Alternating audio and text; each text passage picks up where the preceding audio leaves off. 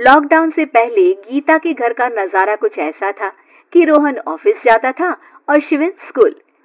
जिनके घर से जाने के बाद गीता काम खत्म करके बाकी समय आराम करती थी। लेकिन लॉकडाउन के बाद ऑफिस और स्कूल घर में ही खुल गए और इससे गीता का हाल वो तो आपको देखने में ही मजा आएगा। शिविन, ओ शिविन, महाराज उठने के लिए क्या 21 तोपों की सलामी लेंगे? अरे बिस्तर से बाहर निकल, ऑनलाइन क्लास स्टार्ट होने वाली है। अरे तुम भी हद करती हो, स्पीकर की तरह चिल्लाने की क्या जरूरत है?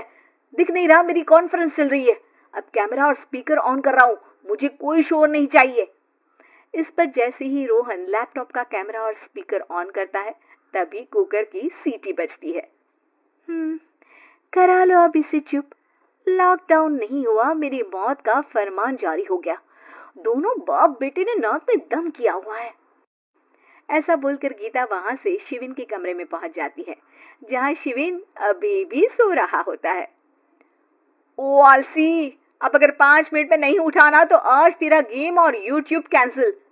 माँ की बात सुनकर शिविन बिना 1 मिनट गंवाए उठ खड़ा होता है। उठ गया, अभी नहाकर भी आता हूँ। ये नाटक कहीं और, मुंह पर गीला कपड़ा मार और पढ़ने बैठ। शिविन की ऑनलाइन क्लास स्टार्ट हो जाती है, जिस पर गीता उसे वहां बिठाकर रसोई में चली जाती है। थोड़ी देर में उसे कमरे से कुछ आवाज सुनाई देती है, जिसे सुनकर वो कमरे में वापस आती है। हाय राम, तुझे क्लास अटेंड करने के लिए बोला था, कैमरा ऑफ करके बिस्तर पर नाचने के लिए नहीं बोला था। मम्मी मुझे कुछ समझ नहीं आ रहा, आप बाद में पढ़ा देना ना, वैसे भी अटेंडेंस तो लगी गई है। हाँ बेटा, जरूर बन जा, तू अभी से हम सबका बाप बन जा। अरे नहीं मतलब कहाँ से लाते हो इतना दिमाग, और पढ़ाई करते हुए ये चला कहाँ जाता है? नाइस क्वेश्चन, दिमाग से पूछकर बता दूंगा। शिविन की बातों से परेशान होकर गीता उसे मारने के लिए जैसे ही आगे बढ़ती है तभी वो कमरे से बाहर भाग जाता है। अब शिविन आगे आगे और गीता हाथ में चप्पल पकड़े उसके पीछे पीछे पूरे घर में दोनों घूम रहे होते हैं। इसी बीच वो रोहन के पास पहुंच जाता है और शिविन को मारने वाली चप्पल रोहन के लैपटॉप पर जाकर गिरती है। ओए माँ! मम्मी, अब पापा को चप्पल मार रही हो? वो आज तक के रिपोर्टर, चुपचाप जाकर क्लास अटेंड कर ले, नहीं तो अगली तेरे पीछे लगेगी। इस पर शिविन वहां से चला जाता है, जिसके बाद रोहन गीता से कहता है, इस सर्कस के लिए कुछ बोलना चाहोगी? अरे क्या करूं, जब से तुम दोनों घर में रहने लगे हो, घर अपने आप ही सर्कस बन गया है और मैं तुम्हारी नौकर। कभी बेटी को संभालो तो कभी बाप के नखरे उठाओ। इन्हीं सब उथल पुथल में दिन बीतते रहते हैं, जिसमें हर रोज घर के अंदर कुछ नया सियप्पा खड़ा मिलता है, जो ज्यादातर शिविन और रोहन के ऑनलाइन स्कूल और ऑफिस से रिलेटेड ही होता है। एक सुबह, शिविन चल उठ, आज की क्लास जल्दी है। कैमरा ऑफ करके आप अटेंड कर लो। अरे ऐसे छितर पड़ेंगे, दादी नानी सब एक साथ याद आ जाएंगी। गीता की लाख मशक्कतों के बाद क्लास तो खत्म हो जाती है, लेकिन उसके बाद शिविन फोन इस्तेमाल करते हुए इंस्टाग्राम रील बनाने लगता है। रसोड़े में कौन था? तुम थी, मैं थी, कौन था?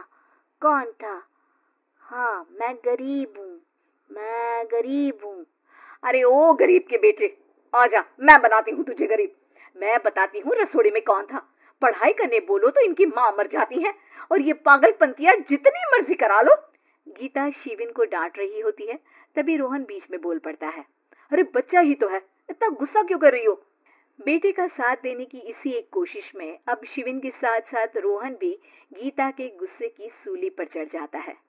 अगर बेटे पर इतना ही प्यार आ रहा है तो इसे क्लास अटेंड क्यों नहीं कराते, इसका होमवर्क क्यों नहीं कराते?